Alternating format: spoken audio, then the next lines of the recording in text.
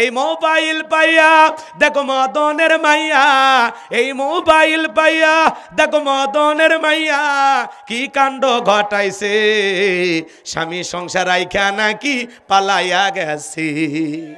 এ কথা বলেন ঠিক কিনা? বুঝো না? 2 বাচ্চার মা 4 বাচ্চার মা পরকীয়া প্রেম করে স্বামী সন্তান রাইখা আরেকটা ছেলের হাত ধরে পালিয়ে যায়। যে নারী স্বামী সন্তান রাইখা আরেকটা পর পুরুষের হাত ধরে পালিয়ে যায়, ওটা নারী জাতির কলঙ্ক, ওটা পাশানি ডাইনি বিশ্বাসঘাতক নারী। কেমনে পারলা বোন, ও মা কেমনে পারলা সন্তান রাইখা স্বামী রাইখা, কেমনে পারলা? এ কথা কন না কে? এই পরকীয়ার অভিশাপে সমাজটা শেষ হয়ে যাচ্ছে। কথা কন? 2 বাচ্চার মা 4 বাচ্চার মেয়ে বিবাহের দাবিতে আরেকটা ছেলের বাড়িতে। কি হয়েছে মা? বাড়ি কই? জামালপুর। তো তুমি বগুড়া? বলে আপনাদের গ্রামের বল্টু। কি করছে? বলে আমাকে বিবাহের প্রলোভন দেখায় একাধিকবার হোটেলে স্বামী স্ত্রীর মতো। আমি আর বললাম না। তখন কি দাবি? কয় আমি আগের স্বামীকে ডিভোর্স দিছি। বাচ্চা? কয় 2টা আছে। কই? কয় মায়ের কাছে। তো তুমি এখন কি চাও? বলে আমাকে বল্টু বিবাহ করুক, না হলে আমি সিদ্ধান্ত নিয়েছি এ জায়গায় আমি আত্মহত্যা করে মারা যাব। তোর মরা উচিত, তোর মতো নারীরই মরা উচিত। কেমন ছেলের সাথে ভালোবাসলি, বাড়িতে তালা ঝুলায় চলে গেল, তার মানে কি বুঝলি? পাগলি কোথাকার। স্বামীর চাইতে অন্য পর পুরুষ কখনো আপন হতে পারে? ওই মিষ্টি মিষ্টি কথা 2 দিন সবাই বলে, কথা কান নাকি আপনারা? আর বলে আমার স্বামী খারাপ। তোমার স্বামী ফিরাউনের চাইতেও খারাপ। ফিরাউন এত খারাপ স্বামী, বউকে হত্যা করছে, হাতে পায়ে পেরেক মারে নির্যাতন করে বিদায় করছে। কি যে ফিটন পিটাইছে, পিটায় মারে ফেলছে। আর তুমি তোমার স্বামী কোনোদিন এইভাবে মারছে, হাতে পায়ে পেরেক ঢুকাইছে? হ্যাঁ, স্বামী খারাপ না? কয়টা স্বামীর সংসার করছো? 71 সাল থেকে আজ পর্যন্ত কয়বার বিয়ে হয়েছে তোর? কথা কয় না কে? স্বামী বলে খারাপ, আর অন্য পুরুষ ভালো না? বাড়িতে দেখলে সবাই ফিটফাট, ভিতরে সদরঘাট। 3 মাস সংসার কর, ওর আসল রূপ বের হয়ে আসবি। কথা কয় না কে? অতএব মা, কোনো স্বামী খারাপ না। তুমি ভালো হও, স্বামী এমনি ভালো হবে। স্বামী খারাপ, ভালো বানানোর চেষ্টা করো। খারাপ তো মাইনা নাও। উপায়টা কি? স্বামীকে চেঞ্জ করা যায় বারবার? পাগলি কোনটিকার, ভালো হয়ে যায়। এই সব দোষ কি নারী না পুরুষের আছে? এক হাতে তালি বাজে। এই ছেলে, তোকে বলছি শোন। এই যুবক, তোমাদেরকে বলছি শোনো। একটা নারীর স্বামী আছে, 2-3টা বাচ্চা আছে, ওই নারীর দিকে তোর চোখটা কেমনে পড়লো? এই দুনিয়াতে কার মানুষ নাই? তোমার স্ত্রীর সাথে যদি কেউ এমনটা করে মাইনা নিবা? তোমার বোনের সাথে, তোমার মায়ের সাথে, তোমার ফুফু খালার সাথে মাইনা নিবা না? তাহলে ওই নারী কারো না কারো স্ত্রী, কারো না কারো মা, কারো না কারো মেয়ে, কারো না কারো বোন, কারো না কারো ফুফু, কারো না কারো খালা। এই ছেলে, মাথা কাজ করে না? কত স্বামী পরিত্যক্তা নারী আছে, 2-3টা বাচ্চা। যা বিয়ে কর, রেডিমেড বাচ্চা সহ, আল্লাহ খুশি হবে। যা বিয়ে কর, অসহায় বিধবাদের দায়িত্ব নিয়ে যা, যা বিয়ে কর। কথা কর না কে চাচা? কথা ঠিক না? কত মেয়ে দরিদ্র পরিবার, গরিব ফ্যামিলি, বিয়ে হয় না। যা না বিয়ে কর, আল্লাহ খুশি হবে। একটু মহারানা বুঝায় দে, বিয়ে করে নিয়ে আসো যাও। একটা নারীর স্বামী আছে, সন্তান আছে, সেই নারীর সাথে তোমার কেমনে যায়? তোর রুচি এত খারাপ। বেয়াদব ছেলে কোথাকার। হাসেন না, এটা কি ভারতের ওয়াজ হচ্ছে না এই দেশের? না, এই দেশে অবশ্য পরকীয়া শুরু হয়নি, হয়েছে। কত পরিবার বাজান আজকে পথে বসে গেছে খালি এই পরকীয়ার কারণে। কয়েকদিন আগে একটা ছেলে বরগুনার আত্মহত্যা করে মারা গেছে, বউ পরকীয়া প্রেম করে দেখে। কি করবি? 4 বছরে একটা শিশু রেখে বউ পরকীয়া প্রেম করে, স্বামীর সামনে আর একটা ছেলের সামনে হাত ধরে রিক্সাত ঘরে। কন এই স্বামী মানে নিবার পারে?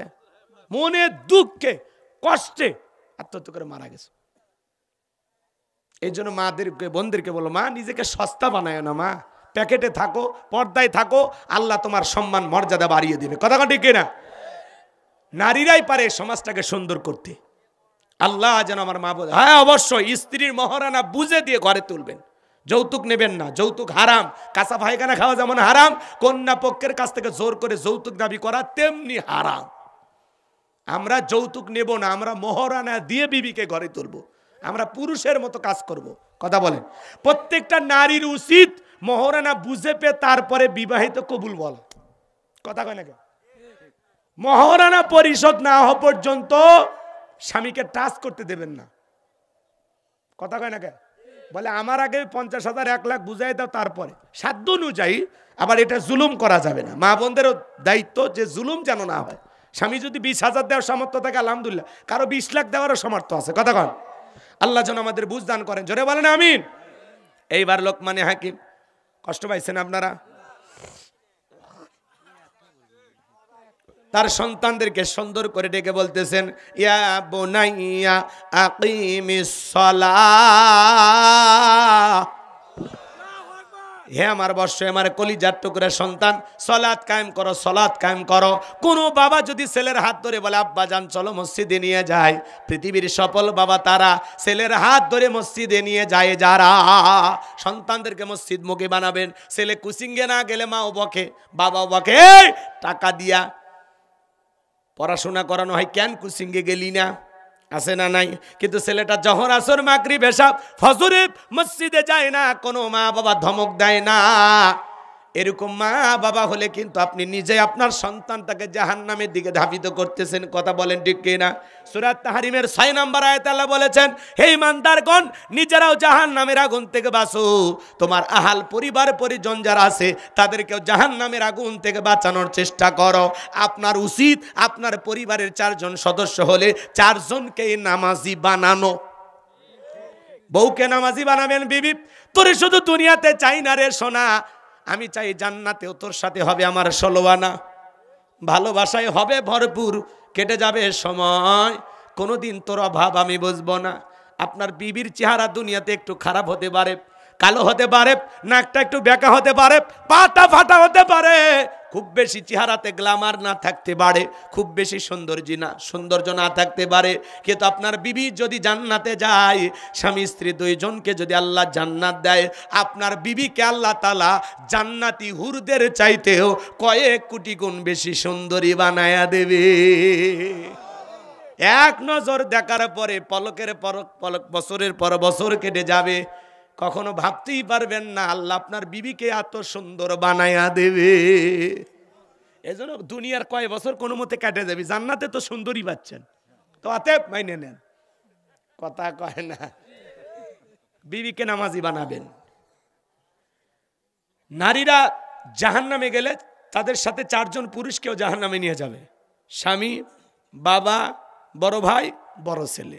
সাবধান, আপনার স্ত্রী তাকে নামাজি বানানো, পর্দায় রাখার দায়িত্ব আপনার। কথা কন, কি কথা বোঝেন নাই মনে হয়? অত বুঝেন যাবি না, চলেন।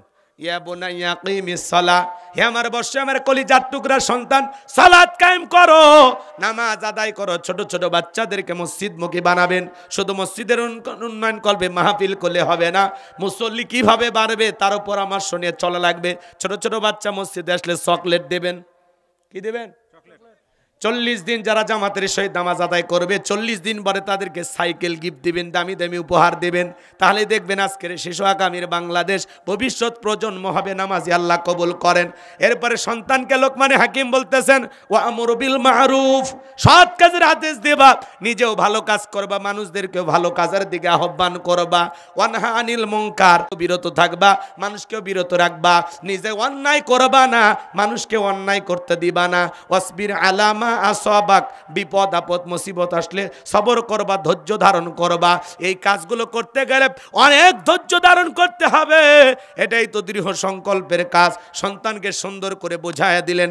এরপরে বলতেছেন, ওয়ালা তুসাইর খাদ্দাকা লিন্নাসি ওয়ালা তামশি ফিল আরদি মারহা, ও আমার সন্তান, মানুষকে কখনো তুচ্ছ তাচ্ছিল্য করবা না, অবজ্ঞা অবহেলা করবা না। কেউ মোটা যদি হয়, দুর্বল চিকন লোকটাকে দেখে অবহেলা করবেন না। কেউ সুন্দর হলে কালোকে দেখে অবহেলা করা যাবে না, ধনী হলে গরিবকে দেখে অবহেলা করা যাবে না। ছোট ছোট সন্তানদেরকে শেখাবেন, বাবা ড্রাইভারকে আঙ্কেল বলে সালাম দিবা, বাড়ির দারোয়ানকেও সালাম দিবা। আর আমরা 2টা টাকার মালিক হয়ে গেলে এমন ব্যবহার করি, সন্তানকে বলে এই ছোট লোক ড্রাইভারের সাথে কেন কেন কথা বললি, এই দারোয়ানের সাথে কেন কথা বল, ওরা ছোট লোক না, ওরা নিচু জাতের মানুষ না, ওদের সাথে আমাদের যায়, আয় আয় কথা কয় না। এই যে ছোটবেলার সন্তানদেরকে মানুষের সাথে মিশতে দেয় না, সুন্দর আচরণ শিখায় না, এই জন্য এই সন্তানগুলো বেশি শিক্ষিত হয়ে বেশি বড় হয়ে পিতামাতাকে ওই দারোয়ানের মতো বয়সে, ওই বয়সে যে দারোয়ানের মতো মনে হয়, কথা কয় না, বয়স্ক লাগে না, তখন মনে করে ওই যে ছোটবেলায় মা বাবা শিখেছে, ওই জন্য ওই মা বাবাকে বৃদ্ধাশ্রমে পাঠায় দেয়। সন্তানকে মানুষ বানাইতে হলে আগে ব্যবহার শিখান। এদিক গরু পেট থেকে জন্ম নিলে গরুর বাচ্চা, মানুষের পেট থেকে জন্ম নিলে মানুষের বাচ্চা হয় না, ওকে মানুষের মতো মানুষ হিসেবে তৈরি করা লাগে, গড়ে তুলতে হয়। কথা কন, ভেজাল আছে কথার মধ্যে, আমার ভেজাল আছে। সন্তানকে অহংকার শিখাবেন না, তুচ্ছ তাচ্ছিল্য করা শিখাবেন না। আজকে আপনি কয়টা টাকার মালিক হয়ে গেছেন, সন্তানকে বলে খবরদার এলাকাত কাকু টাইম দিবি না, তুই কার বেটা রে, 2-4টা লাশ ফালায় দিবি, এই মামলা মোকদ্দমা যা হয় আমি দেখো রে।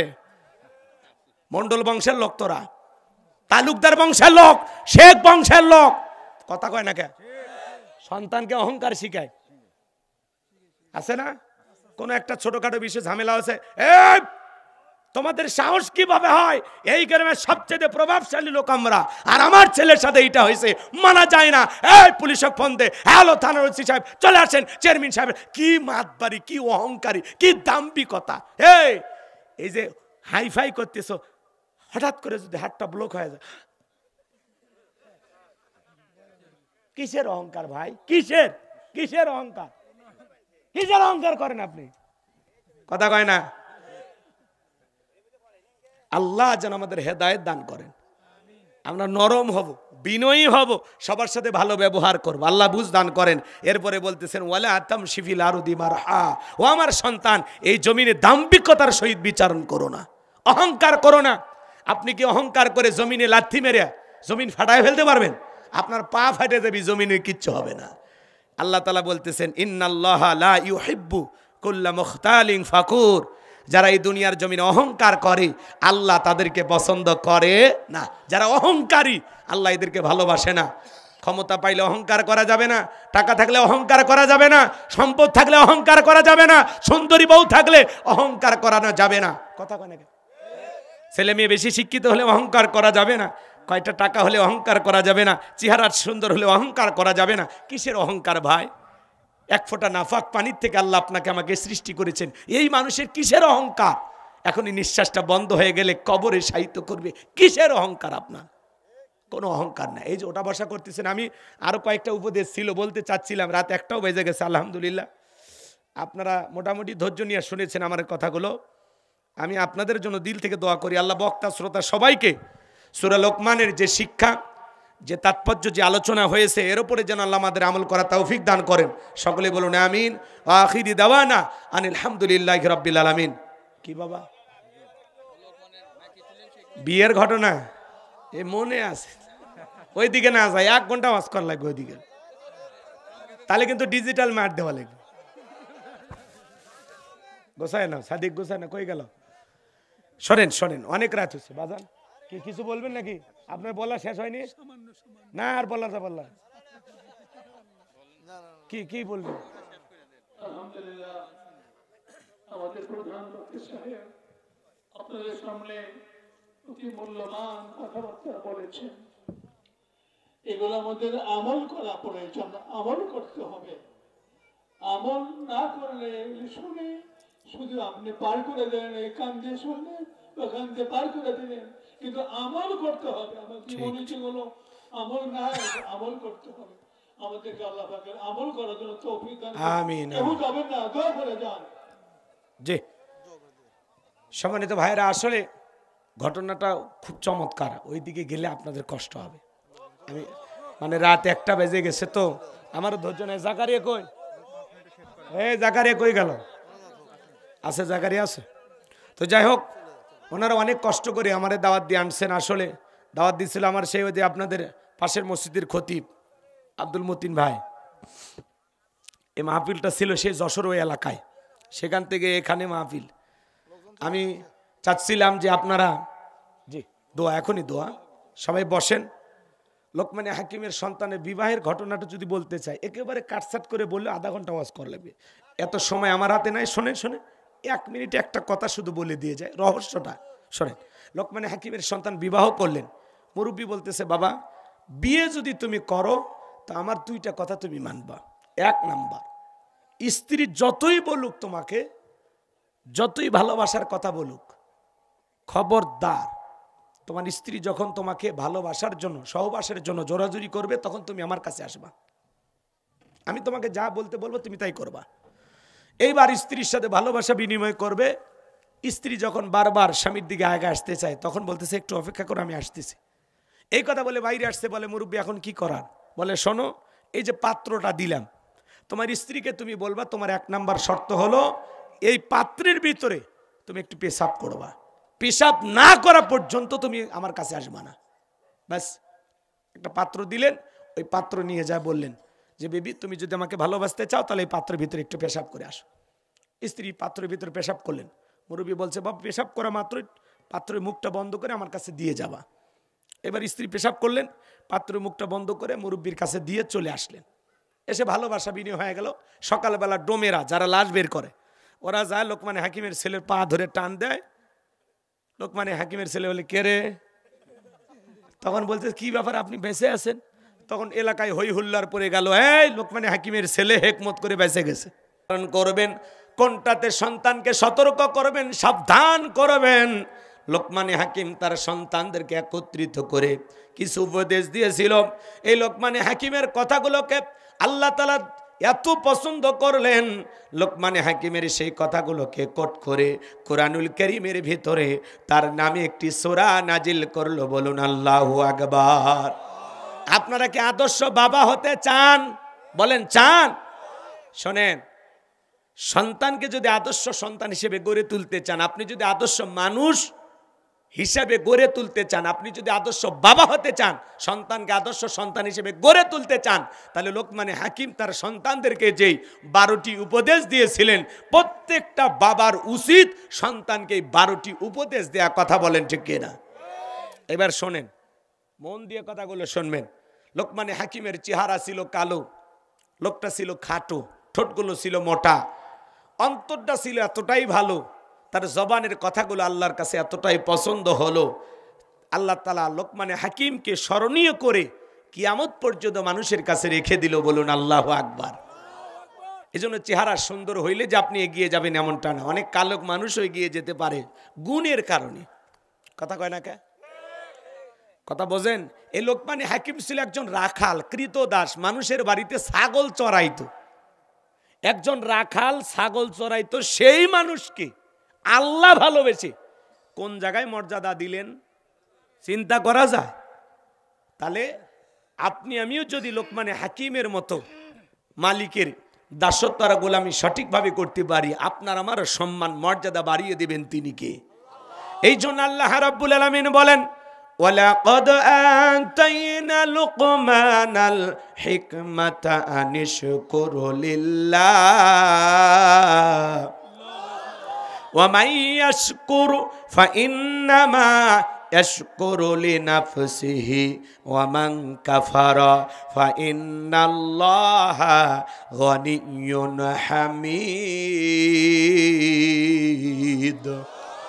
আল্লাহ রাব্বুল আলামিন বলেন, আমি লোকমানে হাকিমকে হিকমত দিয়েছিলাম, জ্ঞান দিয়েছিলাম এবং বলেছিলাম, লোকমান তুমি আমার শুকরিয়া আদায় করো।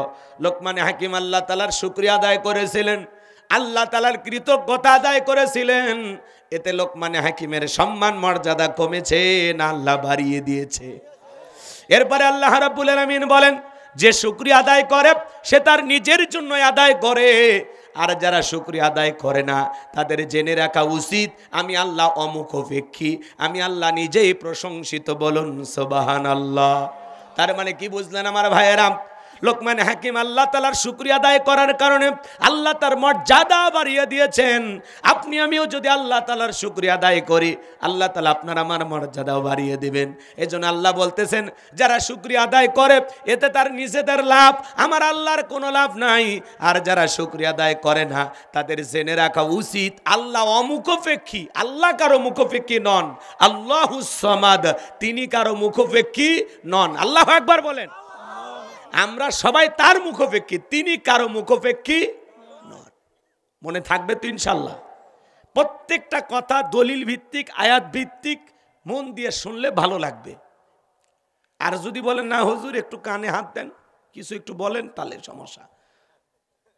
তাফসিরুল কোরআন মাহফিল লিখেছেন, আমাদের দায়িত্ব এসে গেছে কিছু কথা আপনাদেরকে বোঝানো, এবং এখান থেকে যেন আপনার জীবনটা পরিবর্তন হয়, কিছু শিক্ষা নিতে পারেন, কিছু আমলের কথা নিতে পারেন। কথা বলেন ঠিক কিনা? রাত গভীর হওয়ার কারণে আমি লোকমান হাকিমের সেই ঐতিহাসিক ঘটনা কাহিনীগুলো তুলে ধরতে পারতেছি না, কারণ ওইগুলো ওয়াজ করতে গেলে 1.5-2 ঘন্টা লাগবে। শুধুমাত্র আয়াতের ব্যাখ্যাগুলো আমি আপনাদেরকে শোনাবো ইনশাআল্লাহ। তাহলে লোকমান হাকিমকে ইলম আর জ্ঞান দিয়েছিলেন কি? আমাদেরকেও জ্ঞান দান করার মালিক কি? ক্বালু সুবহানাকা লা ইলমা লানা ইল্লা মা আল্লামতানা ইন্নাকা আনতাল আলিমুল হাকিম। আমাদের কোনো জ্ঞান নাই, জ্ঞান দেওয়ার মালিক আল্লাহ। লোকমান হাকিমকে আল্লাহ তাআলা ইলম দিয়েছিলেন, জ্ঞান দিয়েছিলেন। সুবহানাল্লাহ বলেন। এই জন্য আমার ভাইয়েরা, তাম পৃথিবীর মানুষগুলো যদি আল্লাহকে আল্লাহ বলে ডাক দেয়, আমার আল্লাহর সম্মান মর্যাদা বাড়ে না। আবার তাম পৃথিবীর মানুষগুলো যদি আল্লাহকে আল্লাহ বলে না ডাক দেয়, আমার আল্লাহর সম্মান মর্যাদা কমে না। আপনি ডাকলেও আমার আল্লাহ আল্লাহ, না ডাকলেও আমার আল্লাহ আল্লাহ। কারণ 5 বছর পরে ভোট দিয়া নির্বাচন করে আল্লাহ হয় না। আচ্ছা, অমুসলিমেরা যে আল্লাহকে ডাকে না, তাতে কি আল্লাহর দিন থেকে আসে? তার মানে আপনি মুসলমান হয়ে যদি আল্লাহকে না ডাক দেন, এতে কি আমার আল্লাহর কোনো লাভ ক্ষতি আছে? মানে ডাকলে বান্দার লাভ, আল্লাহর কোনো লাভ নাই। না ডাকলে বান্দার লস, আল্লাহর কোনো লস নাই। কৃতজ্ঞতা আদায় করবেন, শুকরিয়া আদায় করবেন, আল্লাহর ইবাদত বন্দুকি করবেন। আপনার এই নেক আমলের কারণে, আল্লাহর সাথে সম্পর্ক ভালো থাকার কারণে আপনার ঠিকানাটা হবে জান্নাতে। সুবহানাল্লাহ কোন। আল্লাহকে ডাকবেন না, খাও দাও ফুর্তি করে, দুনিয়াটা মস্ত বড়। কি বেটা এ ছিল না, কি বেটা ছিল গো, ওটা আমার মনে পড়তেছে না। হ্যাঁ, দুনিয়াটা মস্ত বড়, খাও দাও ফুর্তি করো। তো এইরকম আবেগ নিয়ে যারা দুনিয়াতে চলাফেরা করেছে, শয়তান যাদেরকে মিসগাইড করেছে, ভুল পথে পরিচালিত করেছে, দুনিয়াকে রঙিন ভাবে উপস্থাপন করেছে, এত রং তামাশায় মেতে আছে, নাচতে নাচতে মারা যায়, মদ খাইতে খাইতে মারা যায়, নারীর সাথে জিনা করতে করতে মারা যায়। কথা বল নাকি আপনারা? বোঝেন না? এরকম ঘটনা পৃথিবীতে ঘটে না? শোনেননি? আজকে প্রথম শুনছেন? বাছর চড়ে যাচ্ছে আর নাচতেছে, বক্স বাজাতে, আস্তে করে পড়ে গেছে, আর একটা গাড়ি এসে ওপর দিয়ে একটু খালি ভর্তার মতো পিষে থুয়ে গেছে। তাহলে ওই দুলে ভাই অবশ্যই জান্নাতে গেছে নাকি কন? অত সহজ ইনকে মেলা হচ্ছে না বেটা। আমার ভাইয়েরা গভীর মনোযোগ দিয়ে কথাগুলো শুনে যান বাজান, সময় লম্বা করার সুযোগ নাই। আমি শুধু আপনাদের উদ্দেশ্যে এতটুকু বলতে চাই, লোকমান হাকিম আল্লাহ তাআলার শুকরিয়া আদায় করেছিলেন, এতে আল্লাহ তাআলা তার সম্মান মর্যাদা বাড়িয়ে দিয়েছেন। আমরাও যদি আল্লাহর নিয়ামত পাওয়ার পরে শুকরিয়া আদায় করি, আমার আল্লাহ বলেন, লাইন শাকারতুম লাযিদান্নাকুম ওয়া লাইন কাফারতুম ইন্না আযাবি লাশাদীদ। নিয়ামত পাওয়ার পরে যারা শুকরিয়া আদায় করে, আমি আল্লাহ পাক তাদের নিয়ামতগুলোকে বাড়ায় দেই। আর যারা নিয়ামত পাওয়ার পরে না শুকরিয়া আদায় করে, আমি আল্লাহ তাআলাদের নিয়ামতগুলোকে ছেনায়ে নেই। কেন আল্লাহর প্রশংসা আদায় করবেন না? কেন আল্লাহ তাআলাকে ডাকবেন না? আপনি নিজের অবস্থানে থেকে কেন খুশি না, কেন সন্তুষ্ট না? ভাই, কত মানুষ রেল স্টেশনে ঘুমায়, তার চাইতে কি আপনি ভালো নাই? বলেন নাই?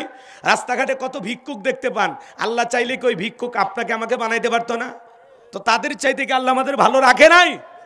পারস্যের কবি শেখ সাদী রহমতুল্লাহ আলাই পায়ে স্যান্ডেল নাই, মনটা বড় খারাপ, আর ডেকে বলে, আল্লাহ আমি পারস্যের এত বড় কবি আর আমার পায়ে এক জোড়া জুতা নাই। আল্লাহর বান্দা পথ চলতে চলতে তাকায় দেখি এই জমিনের মধ্যে এমন একজন আল্লাহর বান্দা বসে আছে যার 2টা পা নাই।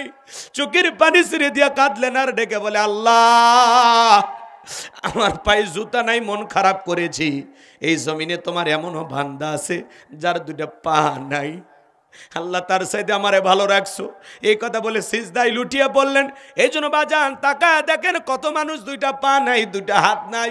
কুড়িগ্রাম জেলা একবার ওয়াজ করতে গেছিলাম, আমার আগে যিনি আলোচনা করেছিলেন অন্ধ হাফেজ সাহেব, একসাথে খাওয়া দাওয়া করতেছিলাম, হঠাৎ করে বিদ্যুৎ চলে গেল। আমি বললাম ভাই তাড়াতাড়ি আলোর ব্যবস্থা করেন, প্লেটে অনেক খাবার আছে। ওই অন্ধ হাফেজ সাহেব আবার হাতটা ধরে বলে, হুজুর 52 বছরও হয়ে গেল আমার চোখে আলো নাই, বিদ্যুৎ নাই। ও হুজুর, আমার যে মা জন্ম দিয়েছে মাটা দেখতে কেমন আমি জানি না, আমার বাবা দেখতে কেমন আমি জানি না। ও হুজুর, বড় হওয়ার পরে মা বাবা বিয়ে করাইছে, বউটা দেখতে কেমন ফর্সা না কালা আমি জানি না। আল্লাহ অনেকগুলো সন্তান দিয়েছে, ছেলেগুলোর চেহারা কেমন আমি জানি না, মেয়েগুলোর চেহারা কেমন আমি জানি না। আল্লাহ দুনিয়ার জমিনে চোখের আলো দেয় নাই হুজুর, আমি মন খারাপ করি নাই। কিয়ামতের ময়দানে আল্লাহ তাআলা যেদিন আমার চোখের আলো ফেরা দেবে, সেই দিন যেন সর্বপ্রথম আমি আমার চোখ দিয়ে আমার মালিক আল্লাহকে দেখতে পাই। একটা অন্ধ ব্যক্তির সান্ত্বনাটা কোথায়? আল্লাহ চাইলে আপনাকে আমাকে অন্ধ বানাইতে পারতেন, বোবা বানাইতে পারতেন, দুইটা হাত ছাড়া দুনিয়াতে পাঠাইতে পারতেন, দুইটা পা ছাড়া পাঠাইতে পারতেন, দুইটা চোখ ছাড়া পাঠাইতে পারতেন। এত সুন্দরভাবে যে মালিক নিখুঁতভাবে আপনাকে আমাকে সৃষ্টি করেছেন, লাকাদ খলাকনাল ইনসানা ফি আহসানি তাকওয়িম, বান্দারে বড় সুন্দরতম গঠন দিয়া আমি আল্লাহ তাআলা আপন কুদরতের হাত দিয়া তোদেরকে সৃষ্টি করেছি। বলুন সুবহানাল্লাহ। কেন শুকরিয়া আদায় করবেন না? আপনার একটা ঘর আছে, ঘুমানোর খাট আছে, আলহামদুলিল্লাহ। রিক্সা চালান, ভ্যান চালান, ওই জায়গার থেকে বলেন আলহামদুলিল্লাহ। পীরগাছা বাজারে দোকান আছে, আলহামদুলিল্লাহ। বগুড়া শহরে একটা দোকান আছে, আলহামদুলিল্লাহ। আরে ভাই, এই সুস্থতা হলো আল্লাহর দেয়া সবচাইতে বড় নিয়ামত। আল্লাহ চাইলে হাসপাতালের বেডে শোয়ে রাখতে পারতো না, ঘরের বিছানা ফেলায় রাখতে পারতো না। এই যে পায়ে পায়ে হেঁটে মাহফিলে যে মালিক আমাদেরকে নিয়ে আসলেন, সেই মালিকের শুকরিয়া আসতে না জরে। একটু চিৎকার মেরে বলেন সুবহানাল্লাহ। হ্যাঁ মুরব্বি, মুরব্বি, চাচা, এটা কথা ছিল না, এটা কথা ছিল না। রাগ করতেছেন আপনারা? আমার এই কথাগুলো একটু মনোযোগ দিয়ে শুনবেন, তাহলে ভালো লাগবে। আল্লাহ আপনাকে যতটুকু দিয়েছেন ততটুকু পেয়ে সন্তুষ্ট থাকতে হবে কার ওপর, তাহলে আল্লাহ তাআলা আরো বৃদ্ধি করে দিবেন। আর যদি না শুকরিয়া আদায় করেন, আল্লাহ দেখে না আমার এত অভাব অনটন এসে হ্যান ত্যান আফসোস করেন, তাহলে হবে না।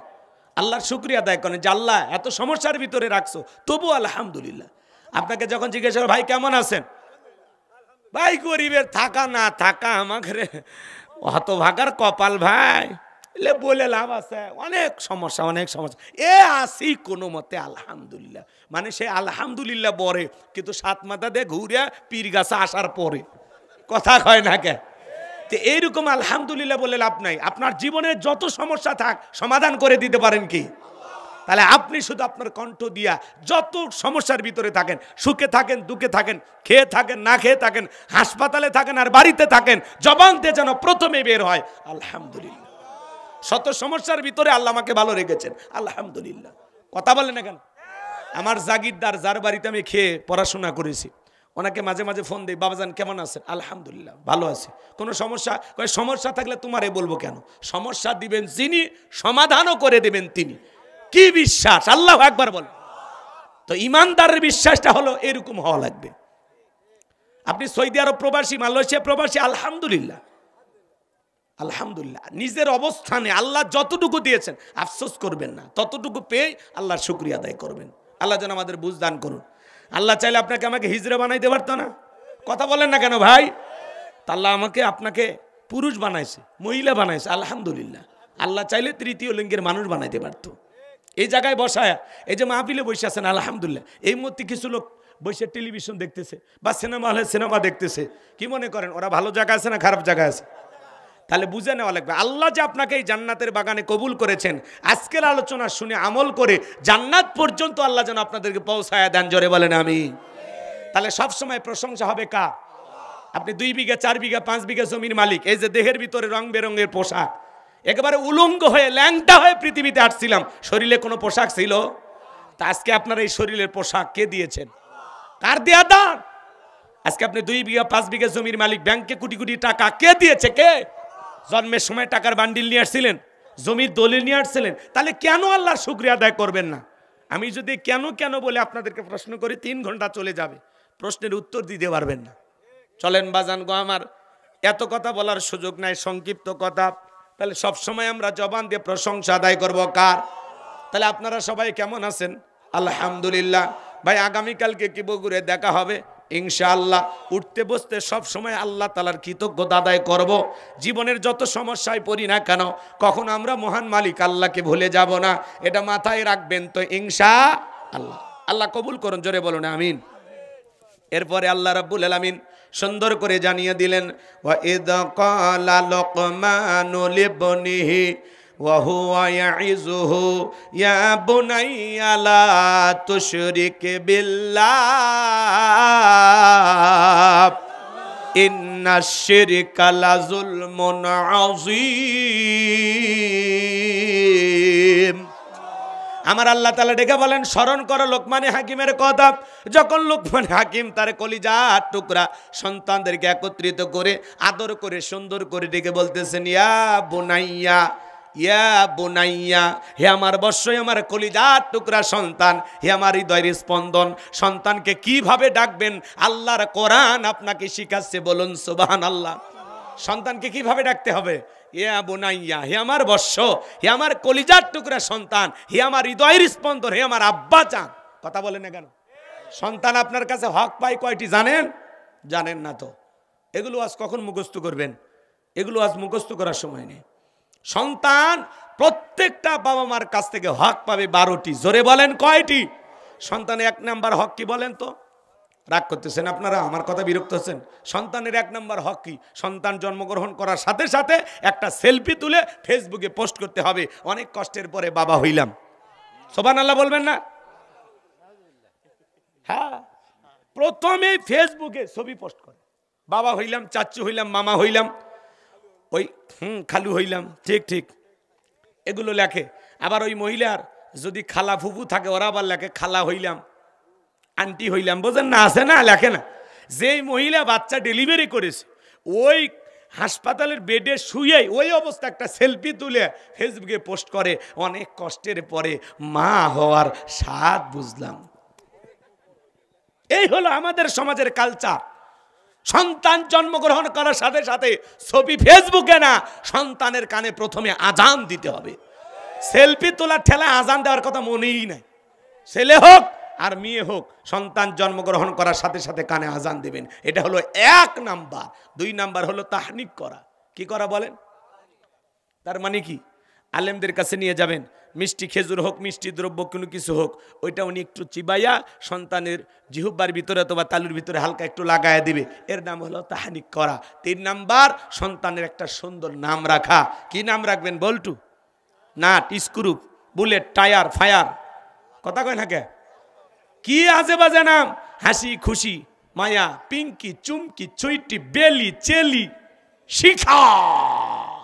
কথা কয় না? কথা কয় না? কি নামের স্টাইল! আজ পর্যন্ত কোনো মাহফিলে যা শুনছেন, এই মুহূর্তে আপনাদের সামনে ওয়াজ করবেন হযরত মাওলানা বল্টু সাহেব। এই বল্টুরা জীবনে কিছু করতে পারে? তাহলে এগুলো নাম কেন রাখবেন? ইসলামিক নাম রাখবেন, সুন্দর নাম রাখবেন। আল্লাহর কাছে 2টা নাম প্রিয়, একটা আব্দুল্লাহ আর একটা আব্দুর রহমান। আজকালকার মানুষ এই নামগুলো পছন্দই করে না, কয় এগুলো নামের মধ্যে চাচার দাদা দাদা ভাব। এগুলোর নাম নাকি বয়স্ক মানুষের নাম। সন্তানের নাম রাখছে মোটু পাতলু। আল্লাহ যেন আমাদের হেদায়েত দান করেন। এগুলো নাম রাখবেন না। রনি, সনি, জনি, কি নাম রে ভাই! নামের স্টাইল। ওই ছেলের নামও গোপাল ভাঁড়। ভালো ভালো। রাগ করতেছেন মনে হয় আপনারা। বাজান গো আমার, 12টা হকের কথা বলতে গেলে ওই দিকে আরো লম্বা সময় লাগবে। সন্তানের 4 নাম্বার হলো সন্তানকে দ্বীন ইলম শিক্ষা দেওয়া।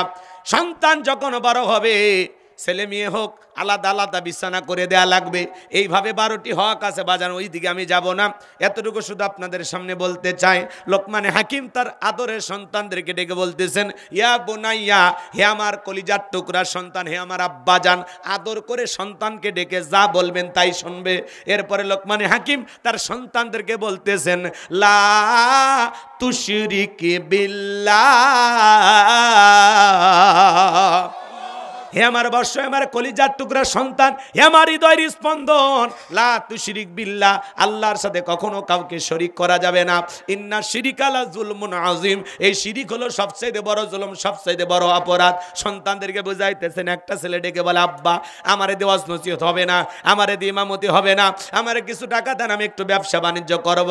লোকমানে হাকিম ডেকে বলে, ছেলে রে, তোমার যে টাকা দেবো এত টাকা আমার কাছে নাই। বলে, আব্বা আমারে দিয়ে ইমামতি হবে না, ওয়াজ নসিহত হবে না, আমারে টাকা দেন, আমি বিজনেস করব, ব্যবসা বাণিজ্য করব। আপনারা বলেন বাজান, আলেমের বেটা সবাইকে আলেম হয়? আলেমের বেটাও জালেম হয়, ডাক্তারের বেটাও ডাকাত হয়, কথা কন। আবার ডাকাতের বেটাও ডাক্তার হয়, জালেমের বেটাও আলেম হয়, কথা কন ঠিক কি না? সম্মানিত ভাইয়েরা আমার, গভীর মনোযোগ দিয়ে শোনেন। ছেলেটা বড় নাসর বান্দা, বারবার বলে, আব্বা টাকা দাও, টাকা দাও। লোকমানে হাকিম ডেকে বলে, ছেলে রে, আমি আমার এক বন্ধুর কাছ থেকে টাকা পাই, সেই বন্ধু একটা দ্বীপে বসবাস করি, ওই দ্বীপ পর্যন্ত আজকে বহু মানুষকে পাঠাইছিলাম, কোনো মানুষ তো আসে নাই, তোমারে পাঠাইতে বড় ভয় করে। সন্তান হয়ে তুমি যদি বিপদে পড়ো, আমি বাবা কার কাছে দুঃখের কথা বলবো? ছেলে বড় নাসর বান্দা, কোনো কথাই শোনে না, বাবার কাছ থেকে বলতেছে, আব্বা আপনি শুধু ঠিকানা বলে দেন, আমি যত কষ্টই হোক ওই দ্বীপ পর্যন্ত পৌঁছে দেব। লোকমানে হাকিম এইবার ডেকে বলে, শোনো, বাড়ি থেকে যখন বের হয়ে যাইবা 2 রাকাত সালাতুল হাজতের নামাজ আদায় করবা।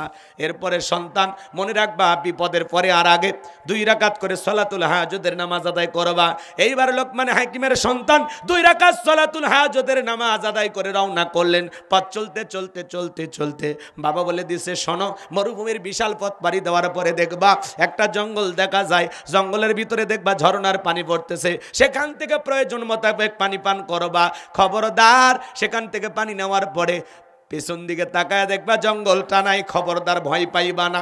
এইবার সন্তান পানি পান করলেন, প্রয়োজন মোতাবেক পানি নিলেন। পথ চলতে চলতে পিছনে তাকায় দেখার জঙ্গলটা দেখা যায় না, বিশাল মরুভূমির পথ পাড়ি দিতে চলতে চলতে দেখেন বিশাল একটা বড় বৃক্ষ। বাবা বলেছে, গাছের ছায়াশ্রয় নিলে বিপদ হতে পারে। গাছের গোড়া একটা মুরব্বী বসে আছে, ডেকে বলে, বাবা এই দিকে আসো। বলে, না যাওয়া যাবে না। বাবা বলেছে, আশ্রয় নিলে বিপদ হবে। বলে, কোনো সমস্যা নাই। তোমার বাবা কি বলে নাই, চলতি পথে একটা মুরব্বীর সাথে দেখা হবে, মুরব্বী যা বলবে তুমি তাই শুনবা। বলে, হ্যাঁ বলেছে। বলে, ভয় পাওয়ার কোনো কারণ নাই, তাহলে তুমি চলে আসো। এইবার লোকমানে হাকিমের সন্তান চলে গেল।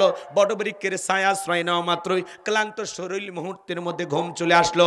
গাছের গোড়া থেকে বিষাক্ত সাপ বের হয়ে লোকমানে হাকিমের সন্তানটাকে সবল মারলো। মুরব্বী তাকায় দেখে সত্যি তো ছেলেটার বিপদ হয়ে গেল। এইবার সাপটাকে ধরলেন, সন্তানটাকে বিপদ মুক্ত করলেন।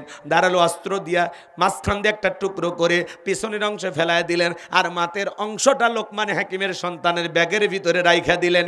এইবার যখন ঘুম থেকে জাগ্রত হয়েছে, দেখে বলে, বাবা রে, সত্যি তোমার বড় বিপদ হয়েছিল, বিষাক্ত সাপ তোমারে সবল মেরেছিল, আমি বিষমুক্ত করেছি। এইবার লোকমানে হাকিম সন্তান 2 রাকাত সালাতুল হাজতের নামাজ আদায় করে বলে, মুরব্বী ওই জনবসতি এলাকায় গিয়ে বাবার পরিচয় দিলেই তারা আমাকে সেই দ্বীপের রাস্তাটা দেখিয়ে দিবে। মুরব্বী ডেকে বলে, বাবা আমি যদি তোমার সফরের সঙ্গী হই, তোমার কি কোনো আপত্তি আছে? বলে, না আপত্তি নাই। এই কথা বলে মুরব্বীকে সঙ্গে নিয়ে ওই জনবসতি এলাকায় যখনই যা বলেছেন, আমি লোকমানে হাকিমের সন্তান, সবাই আদর মোহাব্বত ভালোবাসা দেখাইতে লাগলেন। আপনারাই বলেন, বাংলাদেশের সবচেয়ে বড় বক্তা আল্লামা সাইদি হুজুরের সন্তান যদি আপনাদের এলাকায় এসে বলে, আমি সাইদি হুজুরের সন্তান, আপনারা কি ভালোবাসা দেবেন না? মোহাব্বত করবেন, ভালোবাসা দেবেন, খাইতে দেবেন, ঘুমাইতে জায়গাও দেবেন, কথা বলেন। ডক্টর মিজানুর রহমান আজহারী ভাইয়ের ছেলে যদি আপনাদের এলাকা আসে, ভালোবাসা দেবেন না? পারলে ছেলেকে বলবেন, বাবা তুমি থাকো, তোমার বাবাকে একদিন ফোন দাও, তোমার বাবা আসুক, দই মিষ্টি যা লাগে সব দেব, পীরগাছা বাজারে যেন 1 ঘন্টা ওয়াজ করে যা। কথা কয় না, কথা কয় না। বাবার কারণে সন্তানটাকে মোহাব্বত করবেন। আল্লামা মামুনুল হক তার সন্তান যদি আপনাদের এলাকায় অবশ্যই ভালোবাসা দেবেন। এইভাবে যদি হিসাব করেন বাজান, চরমনের পীর বলেন আর বড় বড় হুজুর আলেম ওলামা যারাই বলেন, তারাই যদি আপনাদের এলাকা আসে, হাফিজুর রহমান কুয়াকাটা তার ছেলে আসলে আপনারা ভালোবাসা দেবেন, কথা বলেন ঠিক কিনা? সন্তানকে মোহাব্বত করার কারণ হলো তার বাবাকে আপনারা আগে থেকেই চেনেন, বাবাকে মোহাব্বত করেন, সেই সূত্রে সন্তানটাকে একটু ভালোবাসা দিলেন। রাগ করেন? প্যারেড ময়দানে আলোচনা শুরু হয়ে গেছে চট্টগ্রামে, সমস্ত শ্রোতারা কাঁদে আর বলে, আরে আজকে আলোচনা শুরু হয়ে গেল, কিন্তু কোরআনের পাখি আল্লামা সাইদি হুজুর না। 5 দিন ব্যাপী ঐতিহাসিক চট্টগ্রামের সেই ময়দানে কোরআনের তাফসির শুরু হয়ে গেছে। গতকালকে আব্দুল আলামিন ভাই কথা বলেছেন, আজকেও কামরুল ইসলাম সাইদ আনসারী কথা বলবেন, এভাবে ওলামায়ে কেরাম কথা বলবেন, আমার ভাইয়েরা শেষের দিনে কথা বলবেন ডক্টর মিজানুর রহমান আজহারী ভাই। চিন্তা করেন বাজান, কোরআনের পাখি একাই 5 দিন আলোচনা করত, আজকে সেই কোরআনের পাখিকে আমরা হারিয়েছি, তার শূন্যতা কোনোদিন পূর্ণতা পাবে না। তার রেখে যাওয়া ময়দানে আওয়াজ চালু হয়েছে, আলোচনা চালু হয়েছে, কিন্তু কোরআনের পাখির সেই সুর আমরা আর খুঁজে পাচ্ছি না। গতকালকে আব্দুল আলামিন ভাই কথা বলেছেন, অনেক শ্রোতা কান্না করেছেন আর বলেছেন মাঝে মাঝে মনে হয়েছে আল্লামা সাঈদীর কণ্ঠ মনে হয় ভেসে আসতেছে, জোরে কোন মারহাবা। বলতেছে আব্দুল আলামিন হুজুরের কথা শুনতেছে আর মাঝে মাঝে মনে হয় যে এটাই মনে হয় আল্লামা সাঈদী হুজুর কথা বলতেছেন। আল্লাহু আকবার বলেন। এই চট্টগ্রামের ময়দানে ঐতিহাসিক ঘটনা ঘটবে ইনশাআল্লাহ, আমরা অপেক্ষায় আছি। ওলামায়ে কেরামদের কথাগুলো শুনতে যে গণজোয়ার সৃষ্টি হয়েছে, এই গণজোয়ার প্রমাণ করে আগামীর বাংলাদেশ ইসলামের বাংলাদেশ, আগামীর বাংলাদেশ কোরআনের বাংলাদেশ। কথা বলে ঠিক কিনা? এই জমিনে কোরআনের আইন প্রতিষ্ঠিত হবেই হবে। কারা কারা চান 2 হাত তুলে দেখান, লিল্লাহে তাকবীর। জমিন যার আইন চলবে তার, কথা বলে ঠিক কিনা? আলা লাহুল খলক ওয়াল আম, সৃষ্টি যার আইন চলবে সে আল্লাহর, কথা বলে ঠিক কিনা? 53 বছরে অনেক শাসন ব্যবস্থা দেখেছি, এই 53 বছর প্রত্যেকবার প্রধানমন্ত্রী হয়েছে কোনো না কোনো মুসলমান, কিন্তু ন্যূনতম নামাজের বিলও বাংলার পার্লামেন্টে পাস করেনি, কথা বলে ঠিক কিনা? বড় বড় নেতারা বড় বড় কথা বলতো, হারিয়ে গেছে, পালিয়ে গেছে, ফুরিয়ে গেছে, আছে কেউ আছে? 16 বছর জগদল পাথরের মতো বাংলাদেশের মানুষের ঘাড়ে চেপে বসেছিল, আজকে তাই বড় বড় কথা বলতো, পালাবো না, হারাবো না, অনেক কথা বলতো। কই আছে তারা? সব ক্ষমতার চেয়ার থুয়ে ফেলে গেছে। এভাবে চলে যাবেন আমরা ভাবিনি। আমরা বারবার বললাম ম্যাডাম পদত্যাগ করেন, আল্লাহ বলে কিসের পদত্যাগ? এরা যে অন্যায় অপরাধ করেছে শুধু পদত্যাগ না, আমি আল্লাহ এদেরকে দেশ ত্যাগ করতে বাধ্য করব, কথা বলে ঠিক কিনা? ইন্না বাতশা রাব্বিকা লাশাদীদ, আল্লাহর পাকড়াও বড় কঠিন, আল্লাহ ধরে না, যেদিন ধরবে মামু বাড়ি দিল্লি গিয়ে পড়বে। আশপাশে যারা দাঁড়িয়ে আছেন মেহেরবানি করে বসে পড়ুন। বেহেশতের বাগান, হালকা এজেকের মাদ্রাসার বাগান, এখানে আদরের সাথে বসুন, সওয়াব জীবনের গুনাহ মাফ হবে, সামনে চলার পথ দিক নির্দেশনা পেয়ে যাবেন। জীবনের অনেক ভুল আছে, ত্রুটি আছে, এগুলো আমরা এখানে আমাদের প্রধান বক্তা সাহেব দোয়া করবে, তার দোয়ার সময় আমরাও হাত উঠাবো। তিনি আলেম, কোরআন হাদিসের এলেম সঞ্চয় করেছেন, আল্লাহর কালাম সম্পর্কে এলেম হাসিল করেছেন। কোরআন যেমন মহান, আর কোরআনকে যারা অনুসরণ অনুকরণ করেছে তারাও দুনিয়াতে সম্মানিত, তারা দুনিয়াতে মুকাররাম মুহতারাম। প্যারে হাজিরান, কাজী আপনারা যতক্ষণ তিনি মূল্যবান কোরআন হাদিসের বক্তব্য রাখবেন ততক্ষণ পর্যন্ত আপনারা কেউ উঠা বসা করবেন না, সবাই নীরবে নিস্তব্ধ অবস্থায় ইনশাআল্লাহ তার কোরআন হাদিসের মূল্যবান কথা ইনশাআল্লাহ শুনবেন। আমি তাকে তার মূল্যবান কথা রাখার জন্য কোরআন হাদিসের মাধ্যমে কোরআন হাদিসের মূল্যবান কথা আমাদের সামনে পেশ করবেন। আল্লাহ পাক তাকে তার বলার জন্য তৌফিক দান করুন, এই প্রত্যাশা রেখে আমি তাকে তার মন্ত্র রাখার জন্য সবিনয়ে অনুরোধ করছি।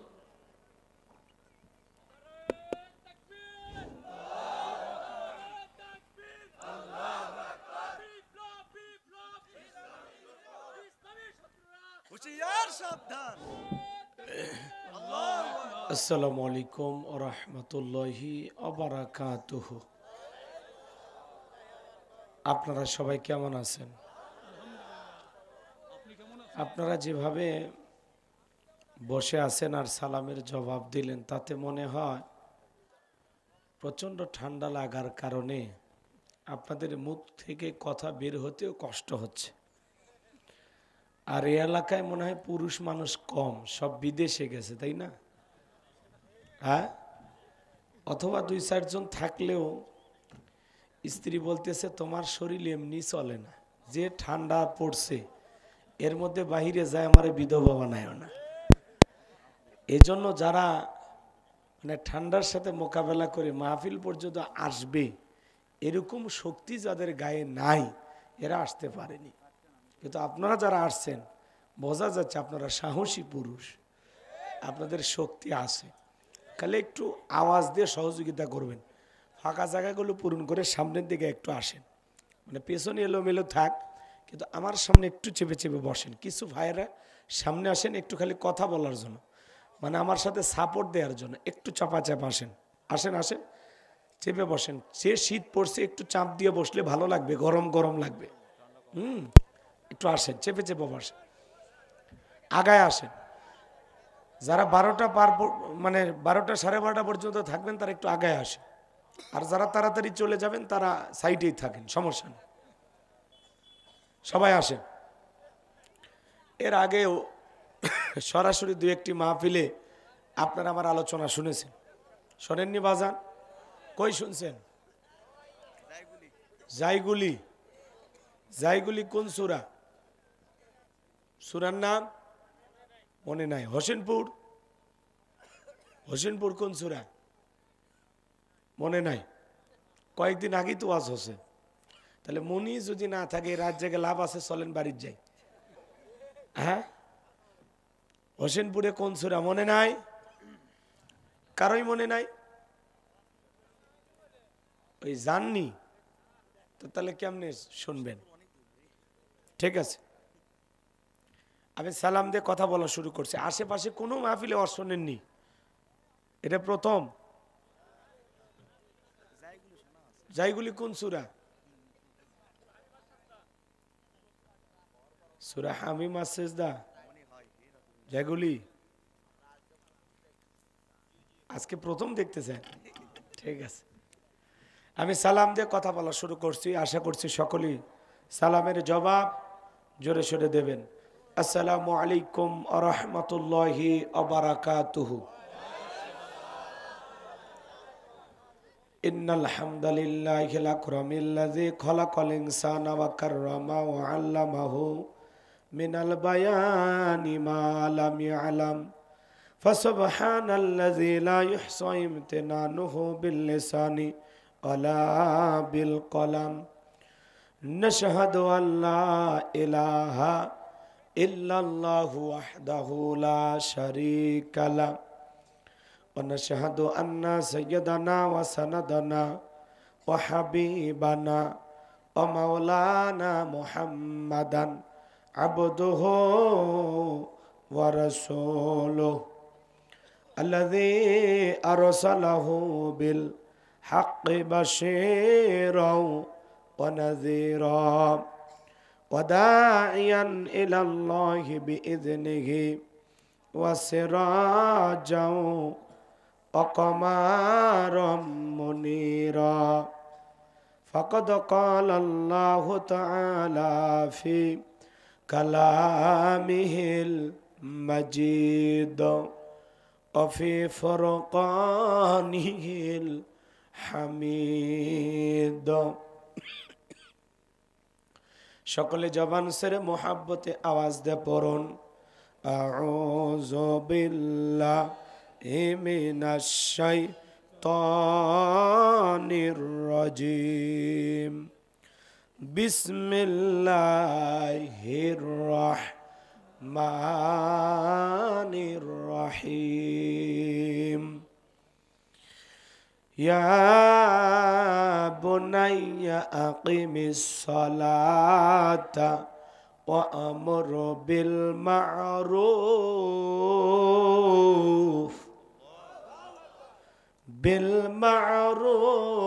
ওয়ানহা আনিল মুনকারি ওয়াসবির আলা মা আসাবাক ইন্না যালিকা মিন আজমিল উমুর।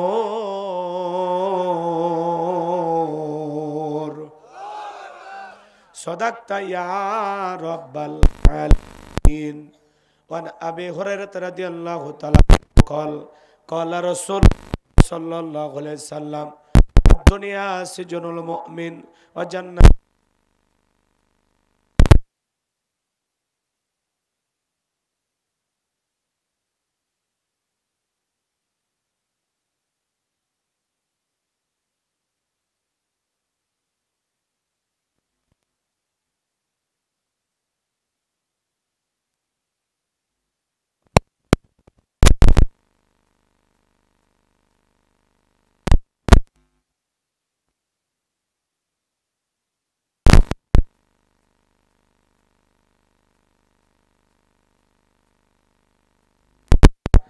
কামা সাল্লাইতা আলা ইব্রাহিম ওয়া আলা আলি ইব্রাহিম ইন্নাকা হামিদুম মাজিদ আল্লাহুম্মা বারিক আলা মুহাম্মাদ ওয়া আলা আলি মুহাম্মাদ কামা বারাকতা আলা ইব্রাহিম ওয়া আলা আলি ইব্রাহিম ইন্নাকা হামিদুম মাজিদ। আমাদের প্রভু এক, এক নবীর উম্মত, জীবন বিধান এক, ওই সে বাণী কোরআন। আমাদের প্রভু এক, এক নবীর উম্মত, জীবন বিধান এক, ওই সে বাণী কোরআন। তবে কেন এক নও হে মুসলমান, এক এক করিয়া আহ্বান।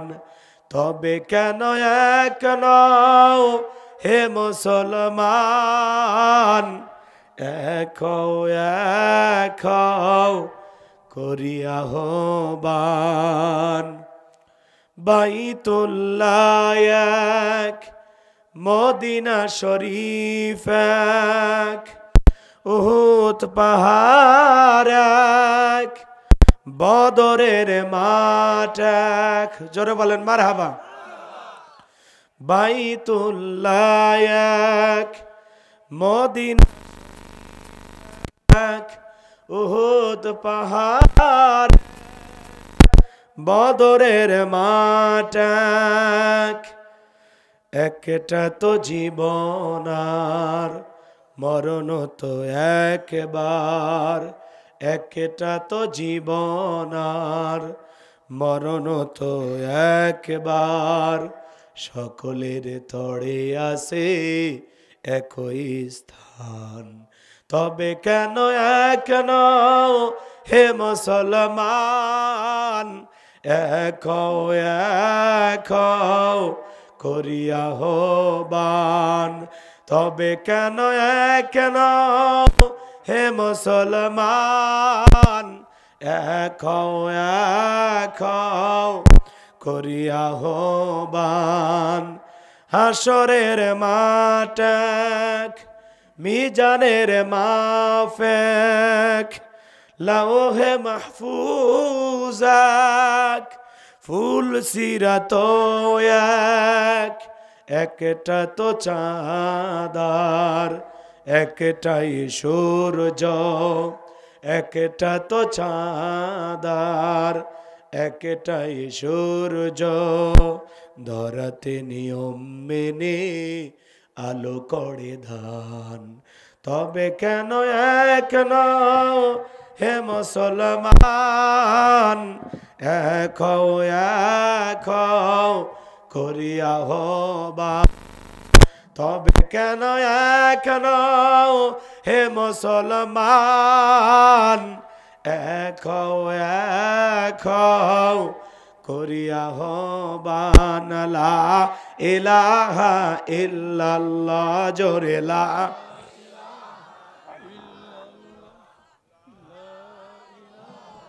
ইল্লাল্লাহ, জোরে লা,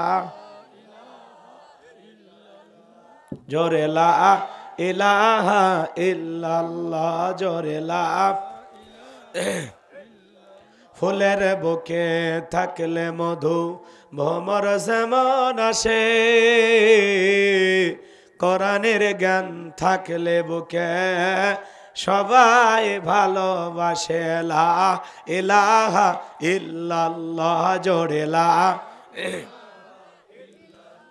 জোরে লা ইলাহা,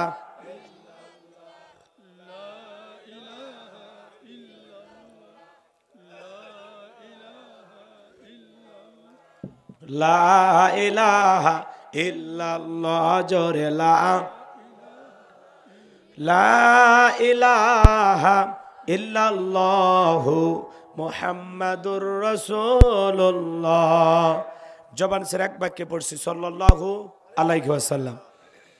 বাংলাদেশের ঐতিহ্যবাহী বগুড়া জেলার গাবতলী থানার অন্তর্গত সাতচুয়া দক্ষিণপাড়া বাইতুল নূর জামি মসজিদের উদ্যোগে আজকের দ্বিতীয় বার্ষিক বিশাল তাফসিরুল কোরআন মাহফিল ও মহিলা সমাবেশের সম্মানিত সুযোগ্য অনারেবল প্রেসিডেন্ট জনাব মোহাম্মদ শাহাদত হোসেন, আল্লাহ পাক তারে গোলামকে হায়াতে তৈয়বা সেহতে কুলিয়া দান করুন, সকলে বলুন আমিন। আজকের প্রোগ্রামের সম্মানিত প্রধান অতিথি, আপনাদের প্রিয় মানুষ, প্রিয় ব্যক্তি, ইঞ্জিনিয়ার GM আইনাল হক, আল্লাহ পাক তারে গোলামকে হায়াতে তৈয়বা সেহতে কুলিয়া দান করুন, একটু জোরে বলেন আমিন। আজকের প্রোগ্রামের বিশেষ অতিথিবৃন্দ, আমন্ত্রিত অতিথিবৃন্দ, আলোচনা রেখে ধন্য করেছেন শ্রদ্ধাভাজন বড় ভাই মাজলুম আলেমে দ্বীন আলহাজ কারি মাওলানা মোহাম্মদ আব্দুল মজিদ, সাবেক ভাইস চেয়ারম্যান গাবতলী উপজেলা পরিষদ। আল্লাহ পাক প্রিয় ভাইয়ের কণ্ঠকে দিনের জন্য এবং তার খেদমতকে কবুল করুন, চিল্লা বলুন আমিন। মঞ্চে উপস্থিত সম্মানিত ওলামা ইকরাম, সামনে বসা পিতৃ সমতুল্য মুরব্বী বাবাজিরা, কলিজার টুকরা প্রাণপ্রিয় যুবক ভাইরা, ছোট্ট ছোট সোনামানিকেরা, পর্দার আড়ালের সম্মানিত অবলা সরলা আবেদা সালেহা মা ও বোনেরা, সবাইকে নিয়ে আরেকটি বার সালাম বিনিময় করছি। আশা করছি সকলেই সালামের জবাব জোরে সোরে দেবেন। আসসালামু আলাইকুম ওয়া রাহমাতুল্লাহি ওয়া বারাকাতুহু। আমরা শুকরিয়া আদায় করতেছি সে মহান রবের দরবারে, আল্লাহ পাকে প্রচন্ড কনকনে শীতের ভিতরেও বাড়ি থেকে, ঘর থেকে, আরামের বিছানা থেকে আলাদা করে এই খেরের ভিতরে মাটির উপরে বসে থাকার জন্য আমাদেরকে ব্যবস্থা করে দিয়েছেন শুধুমাত্র কোরআনের আকর্ষণে। সে মহান মনিবের দরবারে সিজদাবনত চিত্তে কালিমাতুশ শুকর আদায় করে পড়ছি আলহামদুলিল্লাহ। চিৎকার মেরে বলুন আলহামদুলিল্লাহ। পড়ুন রব্বানা লাকাল হামদ হামদান কাসীরান তাইয়িবান মুবারাকান ফি।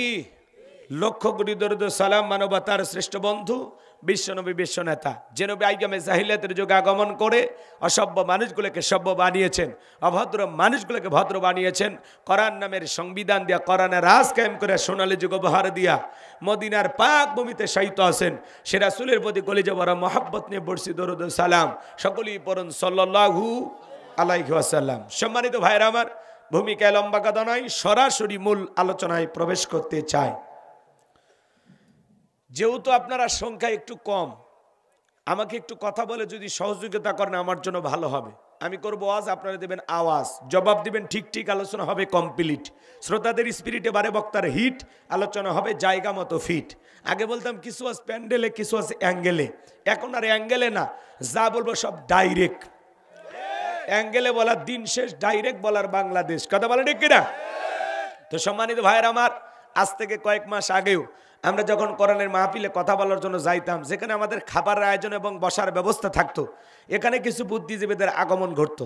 এরা এসে দিত আমাদেরকে প্রথম সবক দিয়ে, বলতে হুজুর এটা বলা যাবে না, ওইটা বলা যাবে না, এটা বলবেন না, ওইটা বলবেন। আছে না নাই? এরপরে যখন আমরা মঞ্চে চলে আসতাম, আবারও কিছু বুদ্ধিজীবীদের আগমন ঘটতো। এরা দিত দ্বিতীয় সবক, হুজুর হ্যাঁ এই এলাকায় মোটামুটি আমরাই সব, ওয়াজ যা করবেন করবেন, খবরদার নেত্রীর বিরুদ্ধে যেন কোনো কথা না হয়। এখন কি আর বুদ্ধিজীবীরা আছে ভাই? টর্চ লাইট মেরে চেহারা খুঁজে পাওয়া যাচ্ছে না। কথা বলে ঠিক কিনা? এই জন্য মনে রাখবেন, জুলুম কখনো চিরস্থায়ী হতে পারে। যৌবনের জোর আর ক্ষমতার জোর দুইটা চিরকাল থাকে না, দুইটারই উত্থান পতন আছে। কথা বলেন। এই জন্য যারা জুলুম করে মনে রাখবেন, জালেমদের শেষ পরিণতি হলো পরাজয়, আর মাজলুমদের শেষ পরিণতি হলো বিজয়। শেষ বিজয়ের হাসি মুসলমানেরাই হাসবে। কথা বলে ঠিক কিনা? ইন্নাল্লাহ লা ইয়াহদিল কওমাজ জালিমিন, যারা জালেম আল্লাহ এদেরকে পছন্দ করে না। তার কথা আছে, ওই দিকে আর না যাই, চলেন দোয়ার দিকে যাই। কষ্ট পাইছেন? এই হলো, আরো ঘটনা আছে, ওই দিকে আর না যাই। আল্লাহ পাক আমাদের সবাইকে, বক্তা শ্রোতা সবাইকে আমল করা তৌফিক দান করুন। জোরে বলুন আমিন। আল্লাহুম্মা আমিন। রব্বানা যালামনা আনফুসানা ওয়া ইল্লাম তাগফির লানা ওয়া তারহামনা লানাকুনান্না মিনাল খাসিরিন। সাতচুয়া দক্ষিণ পাড়া বাইতুন নূর জামি মসজিদ কমিটি কর্তৃক আয়োজিত যুব সমাজের অক্লান্ত পরিশ্রমে আজকের দ্বিতীয় বার্ষিক তাফসীর কোরআন মাহফিলের শ্রদ্ধাভাজন সভাপতি জনাব মোহাম্মদ শাহাদত হোসেনকে আল্লাহ কবুল করো। সহসভাপতি যাদের নাম আছে কবুল করো। আজকের মাহফিলের প্রধান অতিথি ইঞ্জিনিয়ার জিএম আইনাল হককে আল্লাহ কবুল করো। বিশেষ অতিথি হিসেবে যাদের নাম আছে আল্লাহ কবুল করো। আলোচনা করেছেন আলহাজ কারি মাওলানা আব্দুল মজিদ। তোমার গোলামের কণ্ঠ তুমি দিনের জন্য কবুল করে দাও। আমরা যারা হাত তুলে ধরেছি অনেকের মা নাই বাবা নাই, এতিম বানায় কবরে চলে গেছে। জনম দুঃখিনী মা বাবার কবরে আর সবটুকু পৌঁছায় দাও। মা বাবার কবর জান্নাতের বাগান বানায় দাও। রব্বির হামহুমা কামা রব্বায়ানি সগীরা অকরব্বির হামহুমা কামা রব্বায়ানি সগীরা। পিতামাতা যাদের বেঁচে আছে আল্লাহ হায়াত বাড়ায় দাও। পিতামাতার খেদমত করে তাদের মুখে হাসি ফোটায়া জান্নাত অর্জন করার তৌফিক দিয়ে দাও। আত্মীয় স্বজন পাড়া প্রতিবেশী যারা কবরে চলে গেছে মাফ করে দাও। এই গ্রামে যত মানুষ মাটির নিচে শায়িত আল্লাহ সমস্ত মানুষের কবর আযাবগুলো মাফ করে দাও। কবরগুলো জান্নাতের বাগান বানায় দাও। আল্লাহ তাআলা আমরা যারা হাত তুলে ধরেছি নফসের ধোকায় পড়ে দুনিয়ার মোহাব্বতে পড়ে দিনের আলোতে রাতের আধারে গোপনে প্রকাশ্যে অনেক গুনাহ করে ফেলেছি। আল্লাহ আমাদের সকলের তামাম জিন্দেগির গুনাহগুলো মাফ করে দাও। যত গুনাহ করছি মাবুদ মোরা জীবনে মাফ করে দাও তুমি মাবুদ। নিজ গনে আদর করে বান্দা আল্লাহ মোদের মানাইয়া কেমনে দিবা জাহান্নামে ফেলিয়া। আল্লাহ আমাদের সকলের তামাম জিন্দেগির গুনাহগুলো মাফ করে দাও। ওই কঠিন ভয়ঙ্কর জাহান্নামের আগুন থেকে আমাদের মুক্তি দাও। রব্বানা সরিফান্না আযাবা জাহান্নাম ইন্না আযাবাহা কানা গরামা। রব্বানা আতিনা ফিদ দুনিয়া হাসানাতাও ওয়া ফিল আখিরাতি হাসানাতাও ওয়া কিনা আযাবান নার। আল্লাহ আজকের মাহফিলকে তুমি কবুল করেন। আল্লাহ এই মসজিদের জন্য যত মানুষ নগদে বাকিতে টাকা পয়সা দান করেছেন আল্লাহ এই দানগুলো কবুল করে নেন। আমার মা বোনের কষ্ট করে আলোচনা শুনেছে, পর্দা করা তৌফিক দেন, নামাজি বানায় দেন, স্বামীর খেদমত করার তৌফিক দেন, তাদের দাম্পত্য জীবন হযরত আলী আর ফাতেমার মতো ভালোবাসা দিয়ে ভরপুর করে দেন। আল্লাহ আমার জাকারিয়া ভাই তার বাপ বিদেশে থাকে, আল্লাহ তাআলা আমার জাকারিয়া শখ ভাইকে তুমি কবুল করো, তার হায়াত বাড়ায় দাও, জিন্দেগির গুনাহগুলো মাফ করে দাও। আমাকে অত্যন্ত মহব্বত করেন, ভালোবাসেন, মাঝে মাঝে ভালোবেসে অনেক কিছু আমার উপহার দেন। আল্লাহ আমি জাকারিয়ার কথা ভুলতে পারি না, চমৎকার মনের একটা ছেলে। আল্লাহ তার জীবনের স্বপ্নগুলো তুমি পূরণ করে দিও। আল্লাহ তার পরিবারের সকল সদস্যকে কবুল করো। তার মা আজকে আলোচনা শুনেছেন, নানারা আল্লাহ তাআলা যারা আলোচনা শুনতে এসেছেন তাদের হায়াত বাড়ায় দেন। আল্লাহ তার মার হায়াত বাড়ায় দেন। তার বাবা বিদেশে থাকে, আল্লাহ আজকে 22 বছর ধরে প্রবাসী জীবন যাপন করে। আল্লাহ তোমার গোলামকে হায়াতে তৈয়বা সিয়াতে কুলিয়া দান করো। আল্লাহ তাআলা এই মাহফিল বাস্তবায়ন যারা করেছেন, লাইটিং মাইটিং পোস্টার ব্যানার ডেকোরেটর ভাইরা সহ যারা যেভাবে সহযোগিতা করেছেন সবাইকে দুনিয়া আখিরাতের উত্তম জাযা দান করো। আল্লাহ যারা স্বেচ্ছাসেবকের দায়িত্ব পালন করেছে তাদের ইমান খালিদ বিন ওলীদের মতো বানায় দেন। যে বাড়িতে খানা খাইলাম বসলাম ওই বাড়ির ওপর খাস রহমত বরকত নাজিল করে। আমার মিডিয়ার ভাইদেরকে কথাগুলো সুন্দরভাবে প্রচার করা তৌফিক দেন, তাদের ব্যবসায়িক জীবনে বরকত দেন, তাদের জীবনের সমস্ত ত্রুটিগুলো দূর করে দেন। আল্লাহ তাআলা আমার সাদিক ভাই, হারুন ভাই, আব্দুর রহিম ভাইকে আল্লাহ কবুল করে নাও। আল্লাহ আমাদের চলার পথকে নিরাপদ বানায় দাও। সমস্ত টেনশন মুক্ত হয়ে আমাদের এই জীবনে চলার তৌফিক দেয়া দাও। সমস্ত বালা মুসিবত থেকে আমাদেরকে হেফাজত করো। শত্রুতা জালেমের জুলুম থেকে হেফাজত করো। তাম পৃথিবীর মুসলিম উম্মাকে হেফাজত করো। ফিলিস্তিনি মুসলমানদেরকে বিজয় দাও। বাংলাদেশের মসজিদ মাদ্রাসা কবুল করো। হক্কানি ওলামা ইকরামদের কবুল করো। দেশি বিদেশি সকল ষড়যন্ত্রের হাত থেকে আমাদের প্রিয় মাতৃভূমি বাংলাদেশকে আল্লাহ হেফাজত করো। আল্লাহ তাআলা আমি আমার এলাকার মানুষের জন্য দোয়া করি। আল্লাহ গত কয়েকদিন আগে এলাকায় আমি মাহফিল করলাম, আমাকে ভালোবেসে তারা হেলিকপ্টার ভাড়া দিয়ে আমার গ্রামে নিয়ে গেছেন। আমি গ্রামে মাহফিল করেছি, হাজার হাজার মানুষ আমার কথা শুনেছেন, 2.5 ঘন্টার মতো আলোচনা করেছিলাম। আল্লাহ আমি গ্রামের মানুষের ঋণ শোধ করতে পারবো না, 3 বছর আমি আমার গ্রামে আলোচনা করেছি। আল্লাহ আমার গ্রামবাসীকে তুমি হেফাজত করো। আল্লাহ আমি মাদ্রাসা বানাইছি, আমার মাদ্রাসায় 70 জনের মতো ছাত্র, 24 জন এতিম গরিব অসহায়, যাদের থাকা খাওয়া চিকিৎসা পোশাক সম্পূর্ণ ফ্রি। আল্লাহ আমার মাদ্রাসাকে তুমি কবুল করো। মাদ্রাসার পাশাপাশি মসজিদ বানাবো, গণকবরস্থান বানাবো, তোমার এই গোলামের স্বপ্নগুলো তুমি পূরণ করে দিও। আল্লাহ এই মসজিদ কমিটিকে কবুল করো, মসজিদের মুসল্লি ভাইদের কবুল করো, সবাইকে 5 ওয়াক্ত নামাজি বানায় দাও। সূরা লোকমান থেকে যে উপদেশ, যে শিক্ষাগুলো আমি তোমার গোলামদের সামনে আলোচনা করেছি, আল্লাহ বক্তা শ্রোতা সবাইকে কথাগুলোর উপরে আমল করা তৌফিক দিয়ে দাও। আল্লাহ প্রচণ্ড কুয়াশার ভিতরে যারা কোরআনের মোহাব্বতে রাত্রি 1টা পর্যন্ত বসে থাকলো, আল্লাহ আমি কি বলে তাদের বিদায় দেব? আল্লাহ কোরআনের হেদায়েতের নূর দিয়ে অন্তরগুলো আলোকিত করে দাও। আল্লাহ জান্নাতে যাওয়ার মতো নিয়ে আমল করার তৌফিক দাও। জীবনে কোনোদিন যদি এলাকার মানুষের সাথে দেখা না হয়, এই মুখগুলো জান্নাতের সিঁড়িতে পরিচয় করায় দিও আল্লাহ। আল্লাহ আমাদের সবাইকে জান্নাতি মানুষ হিসেবে কবুল করে নাও। সুবহান রাব্বিকা রাব্বিল ইজ্জাতি আম্মা ইয়াসিফুন ওয়া সালামুন আলাল মুরসালিন আলহামদুলিল্লাহি রাব্বিল আলামিন। জীবন একটাবার সোনার মক্কা মদিনায় কবুল করে নিও আল্লাহ। ডেকোরেটর ভাইয়ের ব্যবসায় তুমি বরকত দিও আল্লাহ তাআলা। অনেকে দোয়া চেয়েছেন, নাম না জানা টাকা পয়সা দান করেছেন, দোয়া চেয়েছেন, আল্লাহ এই দানের বিনিময়ে তাদের কোটি কোটি টাকার মালিক বানায় দাও। এই মসজিদের যত কাজ বাকি আছে আল্লাহ, এটা তোমার ঘর, তোমার যে গোলামেরা দান করেছে আল্লাহ, এই দানগুলো কবুল করো।